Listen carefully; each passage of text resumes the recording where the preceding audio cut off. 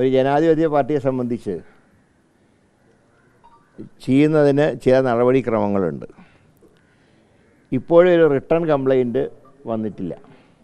പക്ഷേ എങ്കിലും സമൂഹത്തിൽ വളരെയധികം ചർച്ച ചെയ്യപ്പെടുന്നൊരു വിഷയമെന്നുള്ള നിലയിൽ ഇതിൻ്റെ ഗൗരവം മനസ്സിലാക്കിക്കൊണ്ട് തന്നെയാണ് ഇപ്പോൾ സസ്പെൻഷനിലേക്ക് കാര്യങ്ങൾ എത്തിയിട്ടുള്ളത്. ഇത് അവസാനമായിട്ട് കണക്കാക്കണ്ട.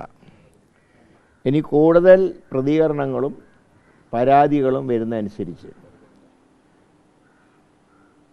മൂന്നാം ഘട്ട നടപടിയും സ്വാഭാവികമായിട്ടും പാർട്ടിയിൽ നിന്നുണ്ടാവും. ഇതിപ്പോൾ ഒന്നാം ഘട്ടം യൂത്ത് കോൺഗ്രസ് പ്രസിഡന്റ് സ്ഥാനം രാജിവെപ്പിച്ചു. രണ്ടാം ഘട്ടം എന്നുള്ള നിലയിലാണ് സസ്പെൻഷൻ.